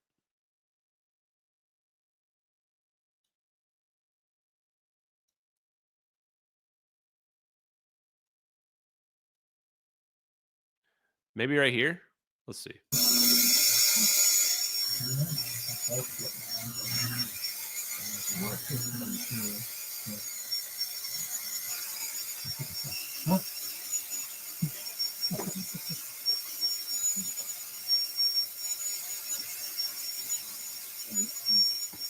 Oh, okay. Stuff's being drawn in towards it. So stuff's being drawn in towards it. That's what's happening here. So that's why stuff's starting to swing. It's being drawn in towards it, I guess. Well, I think the thing is that I've come over and walked the eight. They say stuff like the wall moves, but you can't see in the video. At least I could not see when I was watching it. The wall moves? I don't know what they're talking about. Yeah, it seems like it's kind of like it could be a haunted house, or it could be magic, or it could be a tractor beam. Who knows? This thing lifting up in the background, though, is really weird. Is that a hoax? Is there somebody behind that? And apparently they claim these things broke, but I didn't see them break. So I don't know what's going on here. I only wanted to show you this because Thorsten Ludwig was filming it. So Thorsten Ludwig went to visit John Hutchinson. So yeah, for Jamal, what the hell? I mean, this has been quite the day. Quite the 24 hours, chat. And there's another podcast that I was on that I'll talk about in a little bit in terms of when that's going to air and what have you. So Thorsten Ludwig was filming John Hutchinson. And John Hutchinson was talking with Ken Shoulders, which is pretty weird to me, chat.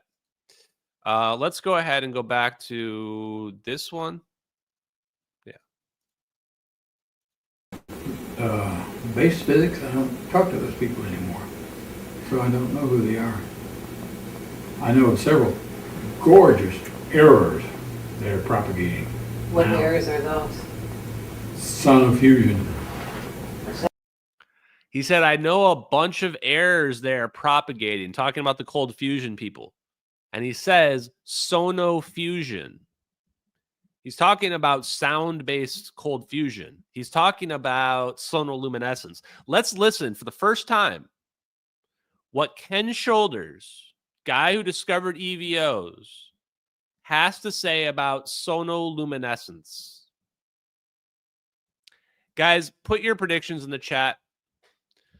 Ken Shoulders is about to weigh in on sonoluminescence. Okay, I'll give you a primer if you are new to this stream. Sonoluminescence. Here it is. Get ready for it. Get ready to get excited.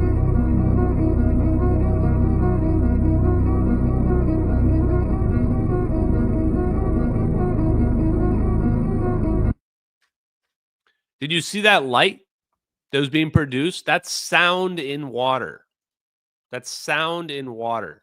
Star in a jar. What do you guys think Ken Shoulders is going to say about star in a jar? We know that he just said that the physicists have been scammy. They've been wrong. And this is the thing that supposedly they've been the most wrong about. Interesting. Follow anything that they do. They're believing the fact that ultrasonics can make these little bubbles that when they break, they emit light and they do all these wonderful little things. It's nothing but an EVO generator. That's all they got.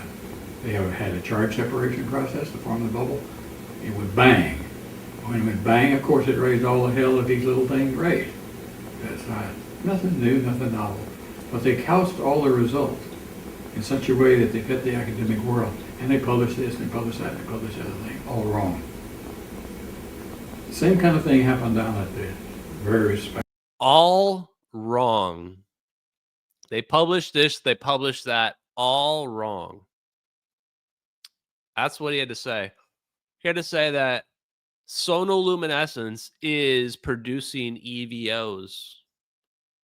And they didn't attribute it to the EVOs. That's what really was getting produced. They were producing a negative energy effect, cavitation, the collapse. The collapse itself is fundamentally analogous to gravity pulling things together. It's a negative pressure. Negative pressure. Interesting. Pretty cool. They're called, well, in San Diego, they're the Star Wars or Spar Wars group. Very scientific bunch doing cold fusion-like work, attributing almost everything to neutron emission, and they don't know how in the heck to measure neutrons. They have EVOs, is what they've got. Okay, so they have EVOs and they don't know they have EVOs? They won't admit they've got it. They won't admit they've got them.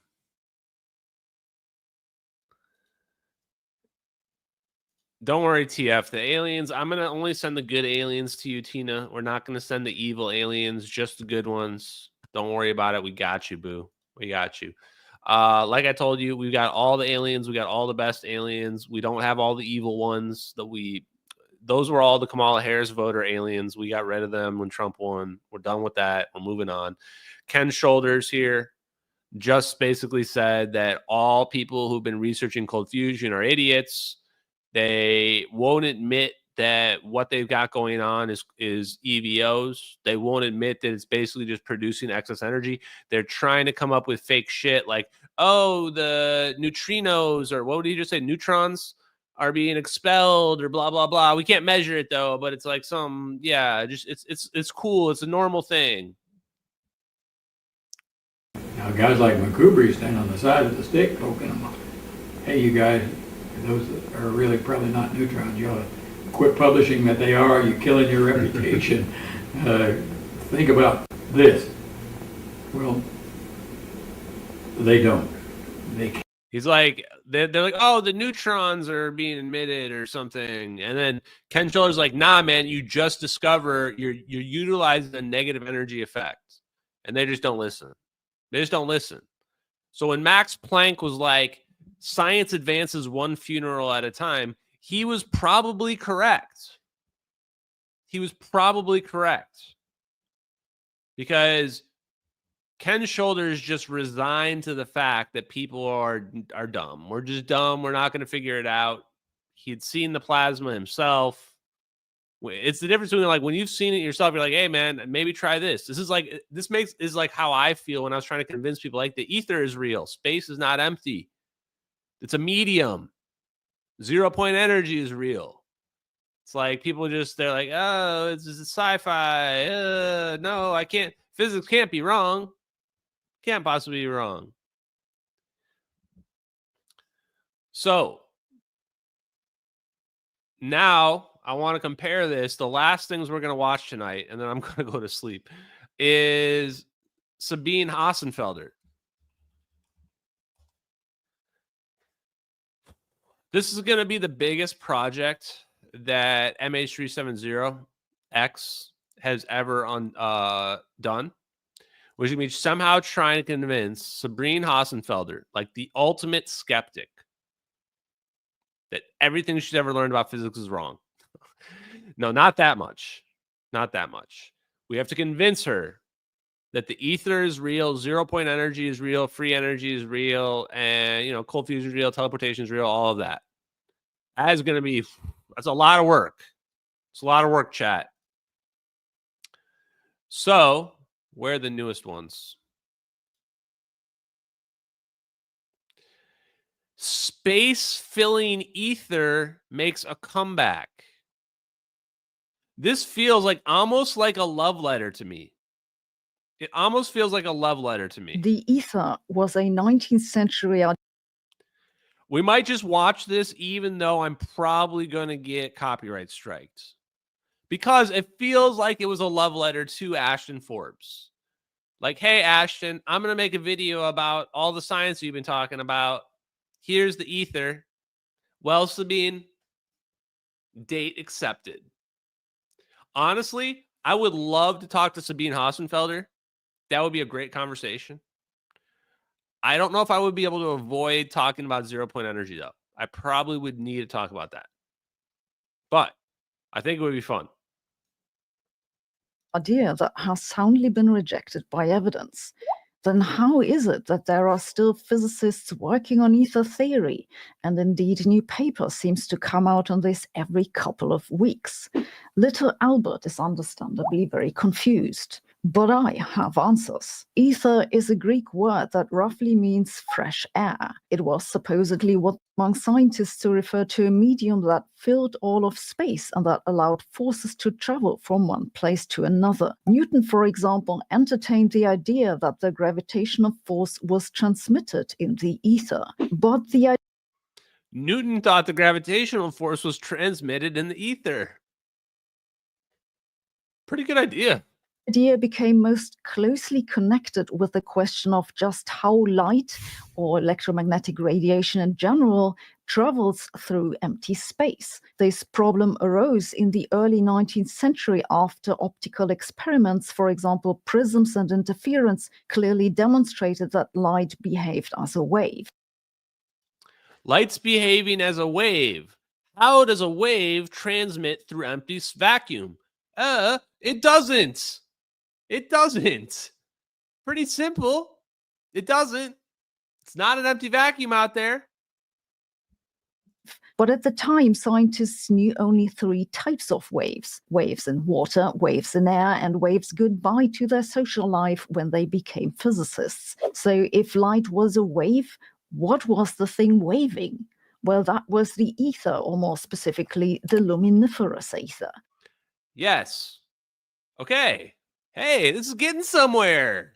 This is getting somewhere, even though I'm skeptical. It's Sabine Hossenfelder, chat, so I don't think this is going to go the way we want.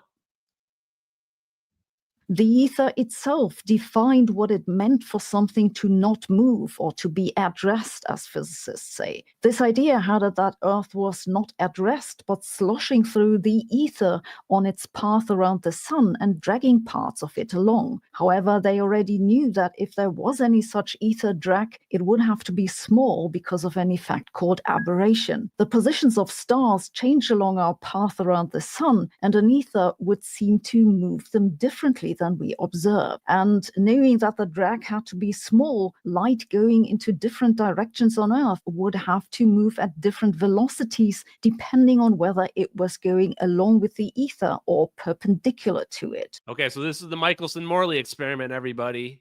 What's going to happen? The Michelson-Morley experiment famously proved this to be wrong. Light moves at the same speed in all directions. No, you did not, ma'am. No, you did not. Light moves at all speeds in all directions. Are we sure about that? Chat, are we sure about that? Let's watch another video. Michelson-Morley experiment with von Martin Grusnick. Look, another German guy, Sabine, just like you. Let's see. This looks like a Michelson-Morley experiment to me, chat.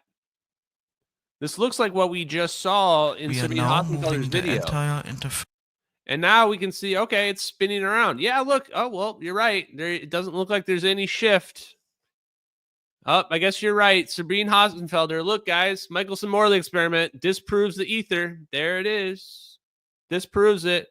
Look, no matter which direction, the light doesn't move in any different speed, right? That's what we're seeing here. So just to be clear, guys, what are we showing? Michelson-Morley experiment is trying to show that no matter what direction the light moves, it's always going to move at the same speed. This ideally says that, well, we must not be in a fluid medium. We must not be in a medium.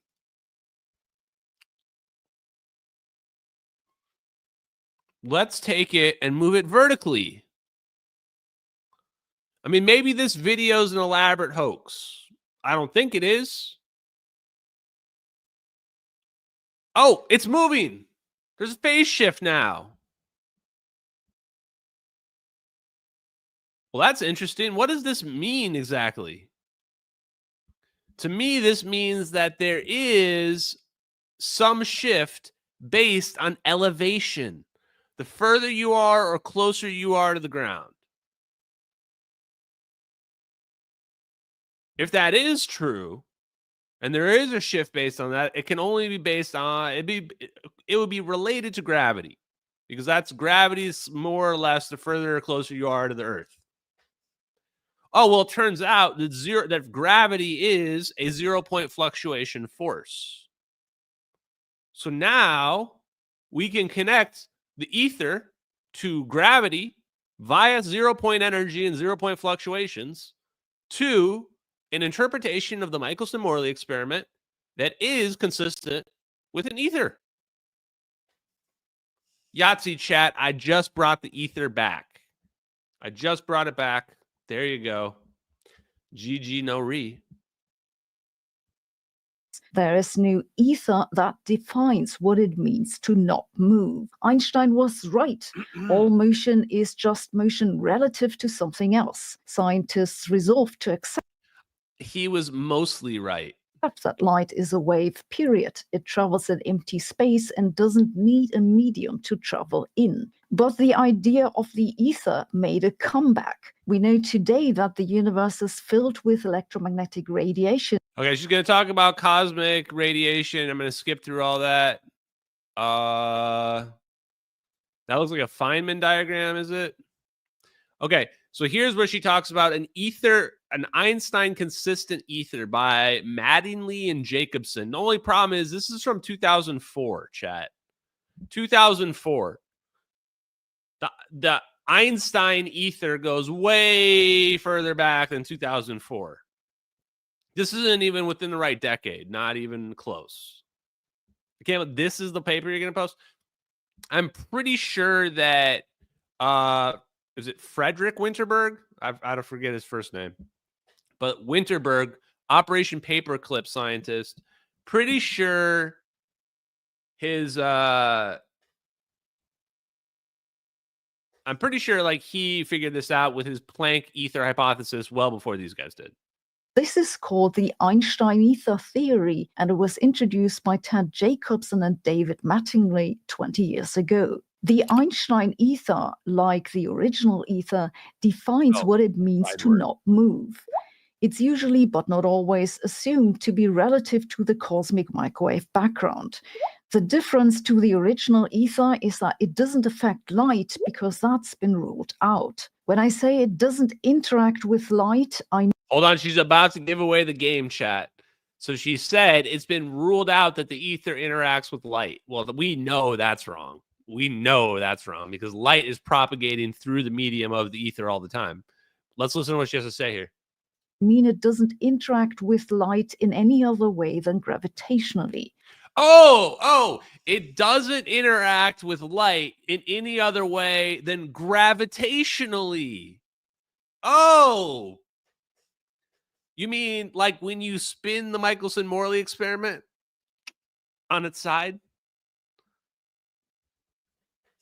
Kind of funny, chat. Kind of funny, because I think that, how did we miss this? How did we miss something so obvious? How do we explain this to Sabine in a way that she can like get her brain around? I feel like you have to start by saying, look, gravity is a 0-point fluctuation force. Obviously, that's the linchpin here. Gravity is from 0-point energy. So when you say light is interacting gravitationally, you're saying that light is interacting with the medium. Because the medium is what's causing gravity. You get it? Now do you understand why it's an extra dimension? It's not as simple as I'm just seeing it straight in front of me. When we're dealing with quantum mechanics, we can't literally see it. We can only see the effects that's happening. And we have to deduce and reverse engineer what's going on based on that. It's not easy. Okay. Let's watch like one more minute, maybe. Because like any sort of extra stuff in the universe, the Einstein ether has gravitational effects. Indeed, it can mimic dark energy quite easily, and some have argued that it could even account for dark matter, though the latter... Chat, so, I mean, this is like a letter to me, right? Do you think she was thinking about me when she made this? People are saying that the ether can account for dark energy and dark matter. Yes, it is. The ether is negative energy. Dark energy is negative energy. There is no such thing as dark matter. It's not a thing that exists. Dark energy doesn't really exist either. It's just the energy in the ether that's keeping everything stuck together. End of story. Not that complicated. Perfectly consistent with all of your physics, blah, blah, blah. That turned out to be difficult to make work well. And this is why you're seeing papers being published on this every couple of weeks. This comes from physicists who are trying to understand how well the Einstein ether works with observations from gravitational lenses or with supergalactic structures and so on. So if this new ether can explain dark energy and dark matter, then why don't we just use that instead? It's because mathematically, it's not an advantage over using dark energy and dark matter. The Einstein ether is a rather flexible model. There are many types of ether, and if you have sufficiently many parameters, you can make them fit to any data. Basically, we're missing a good reason to believe in it.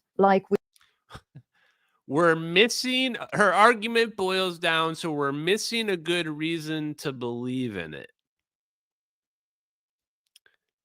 What the fuck, chat? What the fuck? Sabine, your argument boils down to we're missing a good reason to believe in it. You're saying like, oh, well, it's just too convenient that the 0-point energy theory solves everything. Well, the reason why it solves everything is because it's like we missed the whole other side of a coin.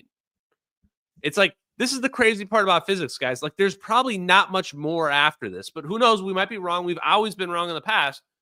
But it's like you're only seeing this side of the coin, and the rest of physics is right here. It's right there. Once you understand it, everything does make sense. I agree. That's not a cop-out. It just turns out that understanding that we're not in, there's not nothing, that there is something there that we just don't see, but it's there, That's it. Understanding that completes physics. And it just expands general relativity from its current state to the 0-point energy state where it's now unified. It's now been unified, quantum mechanics. And bonus points, we get to teleport around and we get to have free energy. Teleports and free energies, chat. The name of this stream right now. So this is where Sabine lost me a little bit. She's not making strong arguments. It's not like, here's the thing. It's not like something that's personal with her. Her arguments just aren't good. Her arguments here are just not good. Like I don't know if it's bias where she says Michelson Morley disproved the ether. That's not even true either. The real truth is that Michelson Morley said that either the ether must be moving with the earth or there must not be an ether because they believed it was some kind of wind. That's one interpretation. But the interpretation that's happening at below or at the Planck scale, that is a different interpretation of the same idea. But it is important that, yes, it's a solution, but that doesn't, just the fact that it's a solution doesn't somehow debunk it, right? Like, oh, yes, it's too good to be true. It's not a good argument. Okay. With dark matter, physicists have tried to look for the Einstein ether directly. If this ether interacted with particles in the standard model, then it would have observable consequences. It could allow processes that are otherwise impossible, such as an electron that spontaneously emits photons, or particles that are being slowed down at different rates. An electron that spontaneously emits photons. Yeah, like EVOs. Depending on their spin, an effect called birefringence. And you guessed it, none of that has been seen. That's not true at all. And what we think are the thing, she said the thing about reflecting whatever at the end, she's talking about left-handed materials. Yes, we've seen things where there is a reverse spin on things. Doesn't rule out the idea. It just means that if the Einstein ether exists, it's exactly as annoying as dark matter in that it doesn't want to reveal its secrets. In summary, yes, ether theories still exist, and yes, they're compatible with data, but it's not the same ether as the one that was ruled out a century ago. Look at that. Math. Upsign chat. Why am I not being debunked by 50 physicists on a daily basis on all my videos, guys? Why? Because thumb sign chat. Basically, all the debunkers are noobs. They basically don't understand physics. And I'm getting thumbs up emojis on my ether hypothesis over here. Math checks out, chat. That's the reason why you can't debunk it, because it's just a conceptual understanding of the framework of the universe. The new Einstein-compatible ether might be an alternative to dark energy and /or dark matter, but at the moment it doesn't have any distinct advantage. What? I've never seen a bigger bag fumble. She's at the 1 yard line with the football, and she just dropped it on the ground. New ether, math works. Yes, it explains dark energy and dark matter, but it doesn't have an advantage. What? You couldn't be more wrong. She's like, well, we're just explaining now dark matter and dark energy as the ether. Yes, we're also explaining the origin of mass, inertia, and gravity. Does that sound important? We're also explaining that we can produce a longitudinal wave through the ether and communicate faster than the speed of light. Does that sound important? Do you want to teleport to Zeta Reticuli? Because we can do that. Do you want to just have permanent clean energy for the rest of our lives? Because we can do that too. I can't believe her argument. There's no advantage. You're killing me here, Sabine. You're killing me. She was so close, chat. It was right there. Look, 2 thumbs up. No advantage? Teleporting is not an advantage? Free energy is not an advantage? Gravity manipulation, fly around in a flying saucer or whatever the shit you want to do. For the record, I find a lot of this stuff interesting, all the physics and what have you. That's really all I care about is trying to solve MH370. So if I got to change laws, if I got to become the director, deputy of a czar of energy or whatever this shit, if I got to argue with physicists or other random trolls online, I don't really care. I'll do it. I just want to get the answers for MH370 and then I can rest. Okay, let's finish this. You have a theory according to which physics itself moves through an ether of ideas, dragging some of them along through the void of academic journals, proving that ultimately humor is always relative to the observer.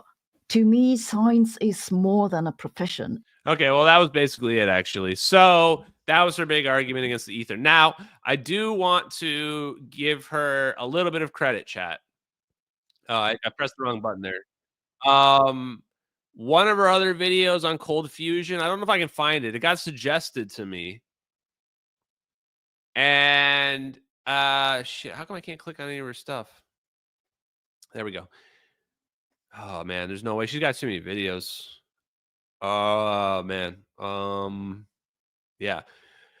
Anyway, she had a video on cold fusion that was out there that was very similar vein to that, where it was like, yeah, maybe cold fusion's still working, but whatever, it can never be successful. In fact, actually, I don't really want to put words in her mouth. We might just watch that next time. But what I will say, she did do a video like a year or two ago about cold fusion and pointed out how people are still researching it. People hadn't given up, etc. But we've learned a lot about these influencers. Like, everybody out there is brainwashed. They're just brainwashed. She's staring at the answers, staring at them. It's just not, there's no advantage. What? Please, Sabine Hossenfelder, read Gravity as a 0-Point Fluctuation Forced by Hal Puthoff, 1989. Just please read that one paper, 1989. She's trying to give credit to people from 2004. Like, what? Did she even do her research on that? Like, so when I'm saying I'm going to be a top physicist, guys, like, I'm already dunking on top physicists. I'm like Shaquille O'Neal here, breaking backboards on them. I do better research. I know more of the background, especially when it comes to 0-Point energy, than most of them apparently do. A lot of these people, and Sabrine's one of the better ones. She's one of the better ones. If you go to like the Neil deGrasse Tysons, these guys are amazed by the Casimir effect. You're like, bro, you're just finding out about the Casimir effect? Like, come on, man. That was like me a year ago, okay? Like, we went way down the rabbit hole. We figured out the Casimir effect is showing negative energy. Negative energy is not what we thought. Like, come on, man. We got to wake people up. Okay. Let me see if that was everything we were going to chat about tonight, guys. The World's Fair thing. That was pretty cool, guys. World's Fair might be coming back. Those clips from Donald Trump were apparently like a year and a half or 2 years old or something like that. So I don't know, but they better do a World's Fair. Can you imagine a World's Fair with like Elon Musk AI robots or whatever bullshit he's like pulling out these days? World's Fair would be crazy. In fact, yeah, let me hit this up. Nick Haslam, I hope you're still here, brother. I forgot to thank you for this donation. Trump brought up his uncle and then immediately made it all about nuclear. There's a plan to sweep all of nuclear for national security. Yeah, I think that they do bundle the nuclear stuff up with the 0-Point energy stuff. I think they consider it to be the same because they look at fission and fusion and they say these are both just energy. This is automatically secret. I think that's what they do. So hopefully that answers your question. Thank you, Nick, very much. Appreciate you, brother. And then Doctor said it's not ignorance, it's fear. You know they can't say the quiet part out loud. Yeah, I think that makes sense.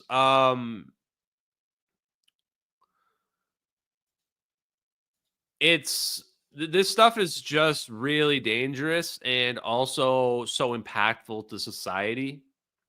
I was on a podcast and it's going to come out in a little bit. One of the things that we talked about was that they can never admit this is real. This is so big they can never admit it. It's like the JFK files. This is such a huge secret about the fact that it's all about the energy and all about these plasma orbs. They can't admit it.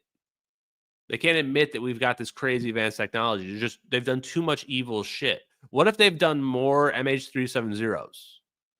What if there's more MH370 situations or things that are worse, and we just never knew because there was never videos that were leaked on the internet? What makes us think that the MH370 videos are the only time they decided to like do some evil shit to like 240 people?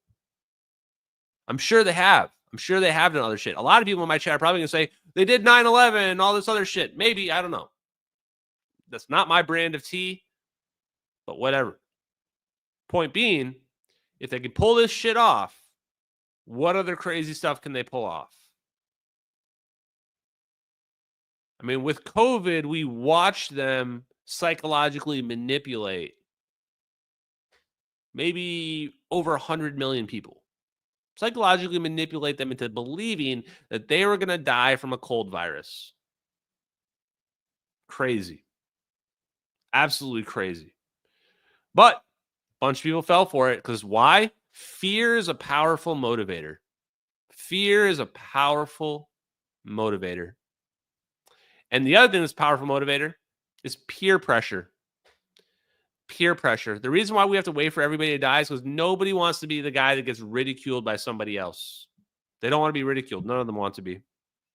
So they don't want to jump on the 0 point energy bandwagon. We have got to break down those barriers. I want all of you guys, now that we've got these November 13th hearings, we want to ask the same question. What is the energy source? So before we close tonight, guys, oh yeah, I want to say that Hodgetwins podcast was amazing. If you haven't watched it, watch it. I was watching it while it was premiering, while I was in the air.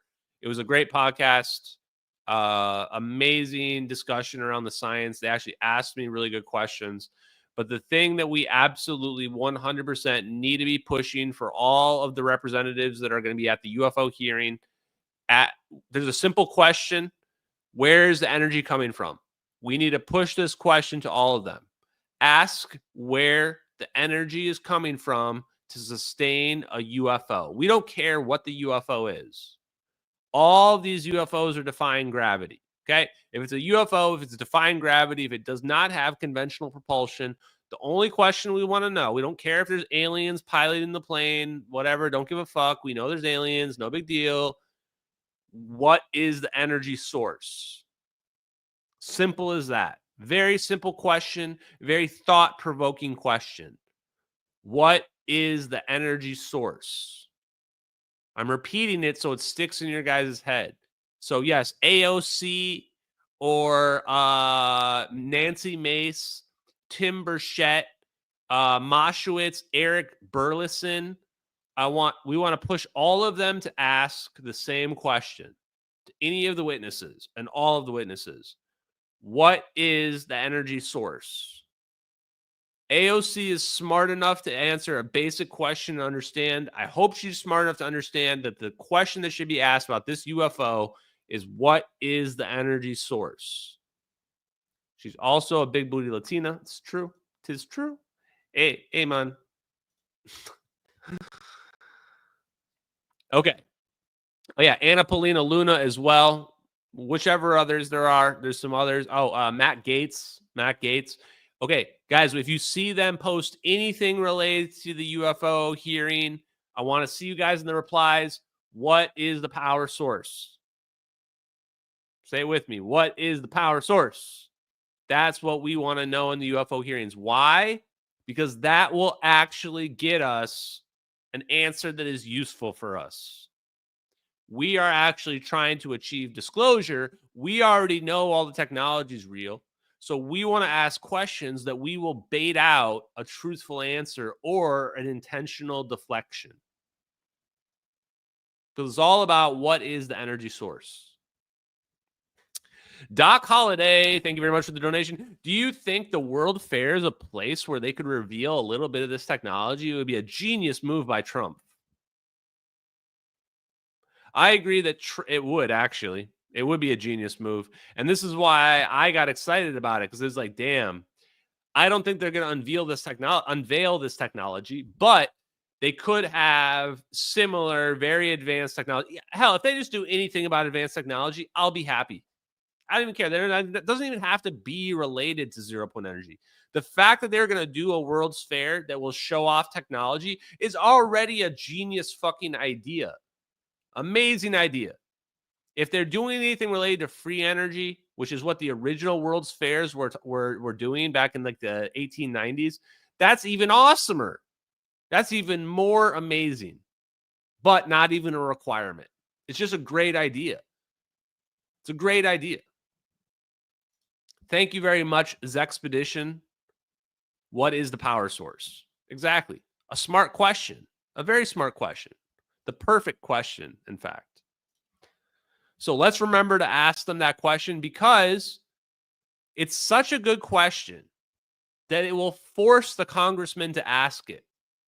Because if we can get everybody wondering, what is the power source? What is the power source? We can force the discussion towards 0 point energy, because we know the answer. The answer is 0 point energy. Like, the answer to the question is 0 point energy. So if we can get people talking about 0 point energy, we can become validated.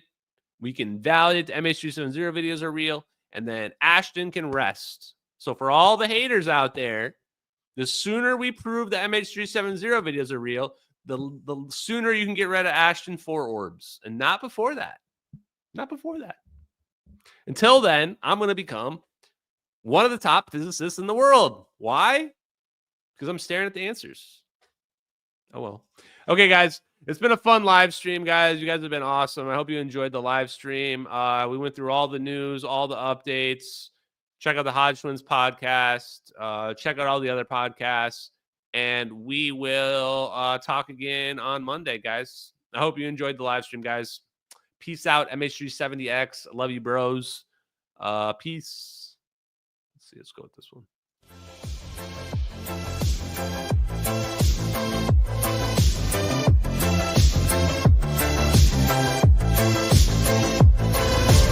Infrared eyes, scanning the black, tracking the heat, never turning back.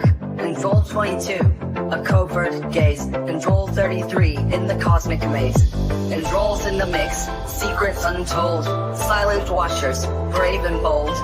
In the shadows, they silently glide, protecting our interest, far and wide. As fears, sentinel of the night, watching over with infrared sight, alerting us to threats afar, guiding our defenses like a guiding star. In the silence of space, they keep their post, shields unseen yet feared the most. With precision and speed, they warn of danger, keeping us safe from the missile's anger.